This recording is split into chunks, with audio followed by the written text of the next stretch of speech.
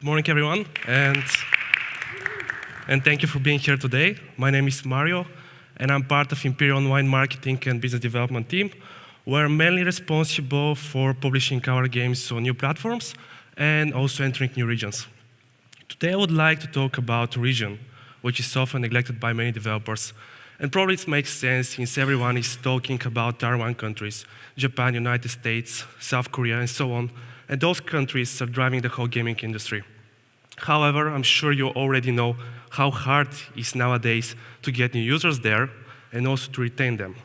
This is why you should always think that there are some low-hanging fruits right behind the corner.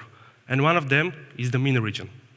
But before we dive deeper in this, I would like first to tell you more about our company and also how we ended here. This is Imperial Online. We were founded in 2005 in Sofia, Bulgaria, and we started as a small company. Even some of our first employees in the company, they had their job interview in a gas station. However, through our constant desire to make quality games, we became the biggest Bulgarian game developer and also publisher. And currently, we are 70 people in the company.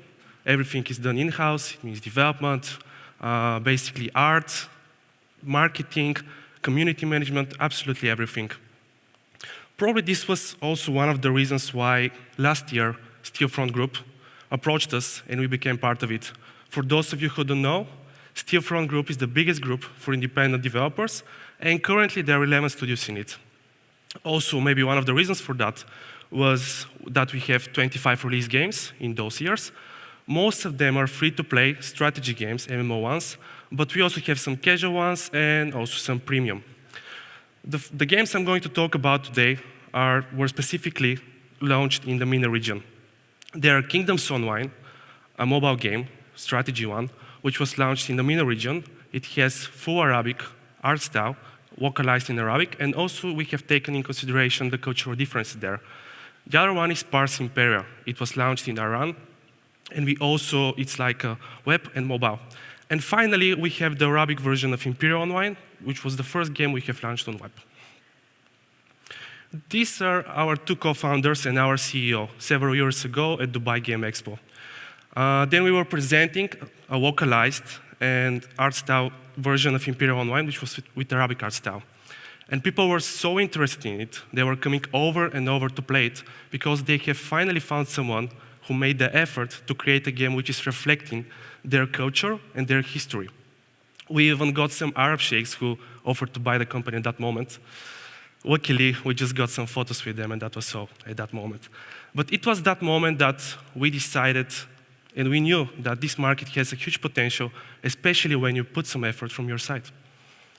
Now let's talk about the MENA region at all. It's one of the biggest regions. It has 450 million people living in it. And actually, 20% of them are under the age of 25, which is a good condition for the gaming industry. The Gulf region, which is including countries like Qatar, like United Arab Emirates, Saudi Arabia, and so on, is one of the most wealthy regions in the world. And you may already know that their economy is heavily linked with oil business and so on, but many of them are now trying to diversify, including tourism, and also, for example, many of them are trying to diversify their portfolio also in innovations and technology. For some of them, like many people, also prefer to include Turkey in the MENA region, but it's just a preference. Now, let's focus on the current state of the MENA region and of the gaming industry. To begin with, I'm going to tell you some of the positives of the region and why it's a really good place to start your business in gaming. And also, after this, I'm going to talk more about what are the drawbacks. To begin with, there is a lack of entertainment. Government, religion, and culture are playing a big role there. And this is why it was recently, last year in Saudi Arabia, the first public screening of a movie in 3 decades was screened publicly. Also, some video-on-demand platforms are not available there. And as you may already know, video-on-demand platforms such as Netflix are some of the biggest competitors for the gaming business.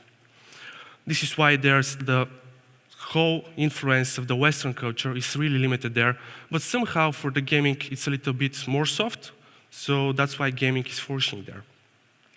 Also, you have really passionate audience, that's for sure.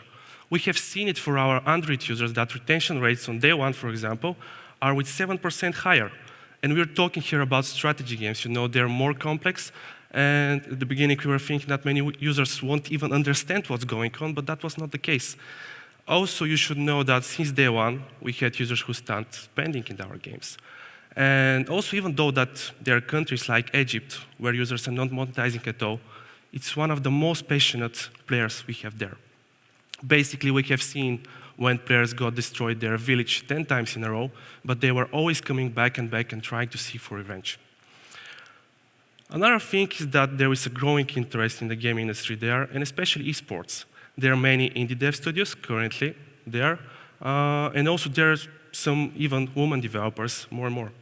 Also, recently, United Arab Emirates, they released their plan to build a stadium which will be only for esports. And finally, in the Gulf region, there is a really high smartphone penetration rate. It's probably one of the highest in the whole region, not only in the whole region, but in the whole world. And it's on the equal levels as, for example, Western European countries and United States. However, you should know that outside the Gulf region, people usually are having Android phones, and almost none of them are having iOS devices. In the Gulf region, it's different, so most of them are having iOS devices, and usually the payments in your games will be coming from those exact users. Also, another thing, it's like a status quo when you have an iPhone there. It may be an older version, but people just prefer to have it. So take this into consideration. Now, I would like to talk also about what are the drawbacks of this region. To begin with, there is a political instability, and I'm sure that you know about this. There are constant wars, there are constant conflicts, there are some restrictions which are really hitting the industry from time to time. That's what happened, for example, with our users in Iran. We saw it with the recent restrictions. The in-app purchases immediately fell down. And it makes sense since you will be always wanting to buy a bread first than to buy some in-game currency. Also, the region is really diverse. You have countries like, from one side, which are really Muslim, and on the other side, you have countries like Israel. So basically, they're right next to each other, but the audience there is completely different. Another thing is that the ARPDAU for the Gulf region is completely different than, for example, countries like Egypt. But that's fine. If you have players who are spending a lot of money in the Gulf region, then you also need players who will be passionate, who will be just playing. They won't be the strongest one, but they will bring that taste to the game. And probably there will be also the easy prey, which every big spender needs in a game. Also, there is a low level of adoption of global payment methods. And especially if you're running a browser game, this will be a problem for you.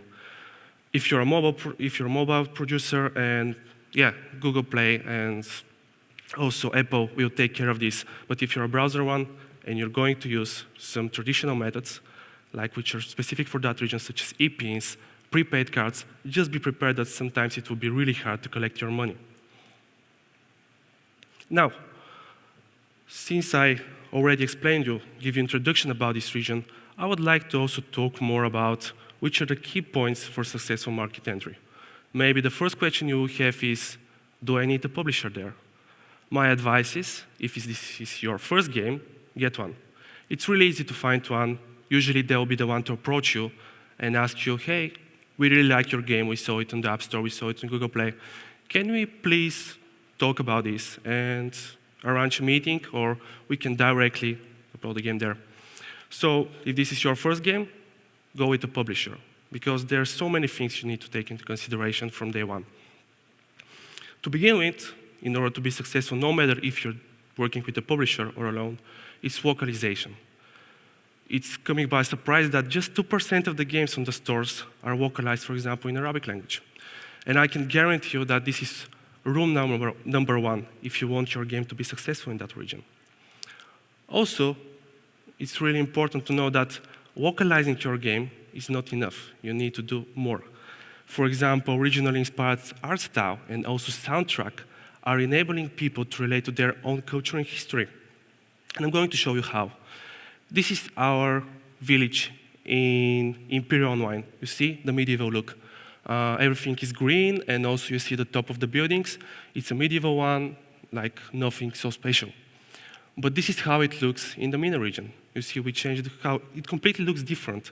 For example, the rooftops, now they're having the Arabic style. Also the terrain, it's like in a desert. And you can see it here, but we also changed a building, which in our European version is called tavern. We changed it now to cafeteria, because there are some people who easily got offended that we're having something connected with alcohol in our games. We not only changed the map, but we also decided to change how the main characters of the game look. This is your army, and this is how they look in the European version. We changed it to this. You see that we not only changed the quotes, but we also had to change the weapons. Also, we have a feature which is called the Great People in our games. Basically, this is your royal family who is leading your empire. They're giving different bonuses to your empire. And in our European version, we are having them like European faces and so on. But for Arabic one, we had to change this, and we also have to change their names. This is really important, and don't forget that. Also, this is the one we are using. This is like at the starting tutorial, you're having this woman who is just giving you tips how to be successful in the game. And for Arabic one, we're using a man due to cultural differences. Now I want to show you also a trailer which was made by our partners, Play 3 Arabic. Let's see it.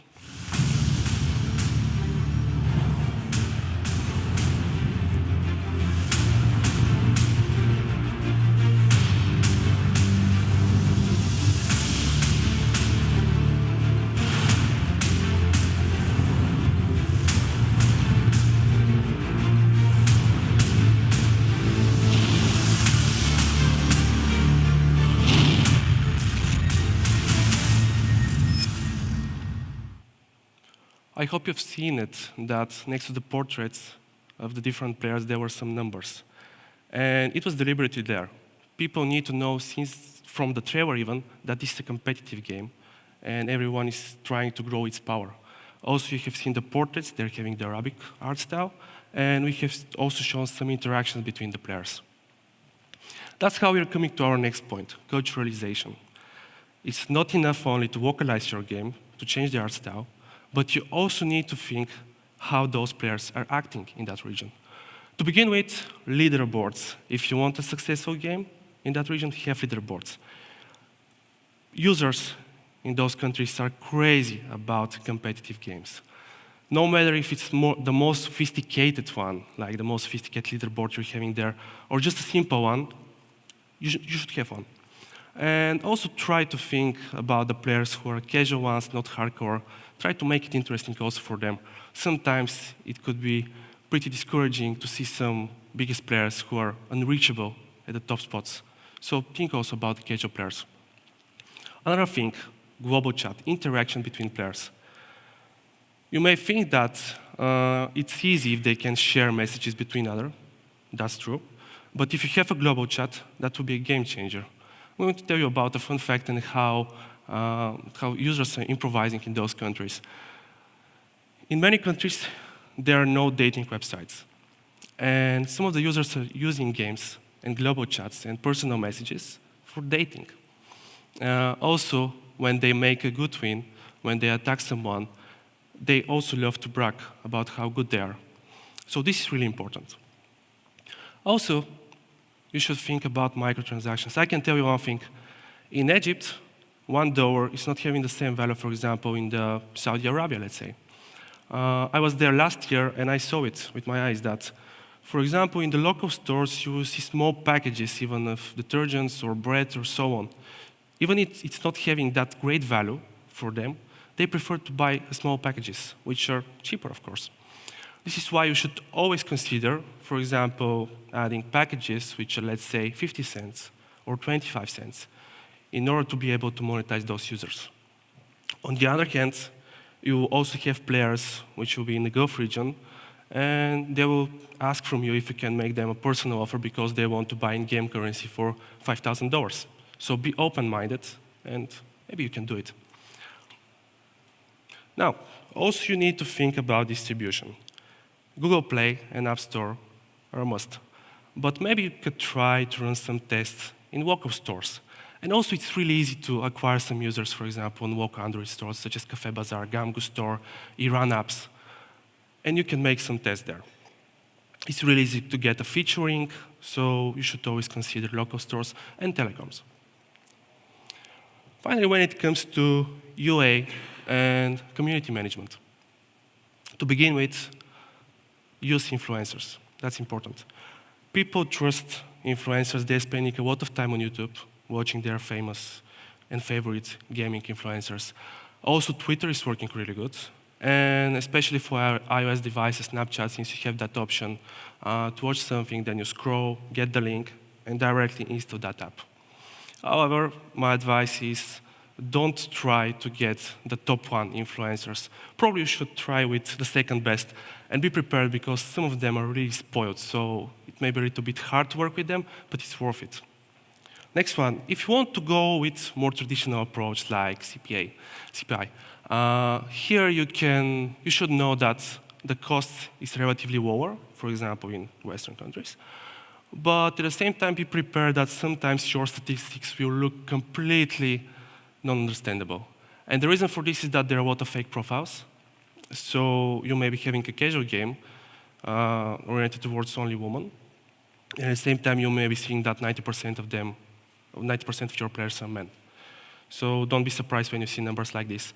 Also, if you're working with telecoms, you should know that in many countries, women are not allowed to buy their own phones, so it will be their husbands who will be giving them the phone. So this will also affect how the statistics are looking. Another thing is speak their language. You will see it even from the beginning that when player is having a problem in your game, he will directly go to you and say, hey, brother. They will try to reduce that distance you're having. And you should be careful with that. You should respond in the same way, but always keep the distance. Don't be disrespectful in a way. And one important thing is, usually when they see that they're now your friends, they will try to ask for something from you. And be careful. Probably it will be, hey, I have been playing this game for 5 years. Can you give me some in-game currency? Be careful with that, because I can guarantee you, if you give one player something for free, he will share it with his friends. Probably they will come after this, and they will start asking, hey, can I get this for free? If you refuse that, they will share with the others that just one player got that in-game currency and not them. And this is why you should be tough but fair. Players put extreme importance in justice in that region. And if you're treating them in some way, just make them feel special, but be careful with that. Because we have seen it when someone got, let's say, something for free, and other players were so disappointed, and they were so angry. They were saying that, for example, we are valuing only the top spenders, and some of them even decided to leave the game. Be careful about this.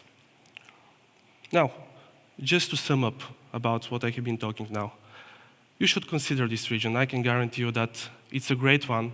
And one of the things you should always think in advance is, do you want to go with a publisher or not?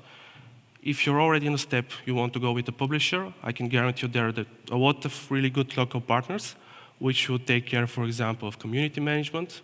They will take care of marketing. And this is something you need because they know how the players interact in those countries, in those regions.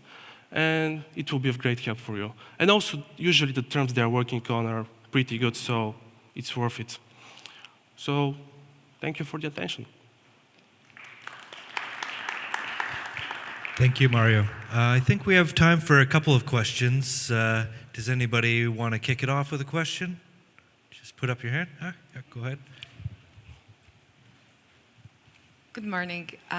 Thank you so much for the presentations. I do have a question actually about the competition in the market. So do you know that there are many developers in the MENA region basically who are developing the games localized for MENA region? Or yes, how easy it is just to come into the market? Yeah, there are some local developers who are making games there, but there are still many publishers who just prefer to find the game outside. Still, the industry is growing. It's something relatively new. But with every year, for example, there are so many so many expos growing with each year. The Dubai Game Expo, also Pocket Gamer, they're recently planning to launch one. So the industry is growing. There are some new developers, but still, I won't say that there are some big studios, like really local ones. Of course, there are companies which are opening their offices there, but it's still a growing one. Thank you. Anybody else with a question? Please raise your hands. How is about Iran? I have heard that they have very negative attitude to US-based publishers. So is it allowed to distribute apps in Iran? Yeah, you just need to find local publishers. They will take care of this. Until now, we never had a problem with our games, even they're showing some violence in them. We never had problems with that. But I can advise you that probably it's safer to go with the publisher because they will know also the whole regulations and so on. So stay on the safe side. One more? One more. What is your approach actually in terms of the events? Is there any events in market where, let's say, other developers can join in order to understand the culture better or to promote the game? I mean, you mentioned the one in Dubai your company was attending. So is there Yes. any other events like you think are useful for new businesses to join? It's one of those, like, you can attend those conferences, but you can even do it from distance when you have a call, for example, with a publisher. They can share with you what are the differences in that region. Maybe just do your research in advance, and this could be really helpful. But probably, like, you can go to GC Dubai and the one in Pocket Gamer, which are planning, and there are also some small local conferences which you should also visit. Talk with players in that region. I can also advise you to watch videos from MENA influencers. You can see how they act. Usually they're having that chat from one side, so you can see how players are reacting through different interactions. So yeah, I hope this answers your question. Mario, I have a question if you don't mind. Can you tell us a bit about music and culturalization in MENA region? As I understand, they have some either restrictions or requirements about music. Yeah, as I already mentioned about the whole culture there, like Western culture is trying to be limited. And this is why, for example, in our game, we are using a traditional Arabic music. There is even a main voice who is singing on the background. And this is also helping if you're having some medieval Western European one. Players won't like it. They will immediately feel that this is a European game, and they prefer to play a game which is more close to them, like Arabic one or Farsi one. Thank you. Any more questions from the audience? Don't be shy. Raise your hands. Okay. I guess you'll be around for a little bit if anybody wants to come talk to you after the talk. Sure. Okay. Well, thank you. Thank you. Thank you very much, Mario. Thank you. Thank you.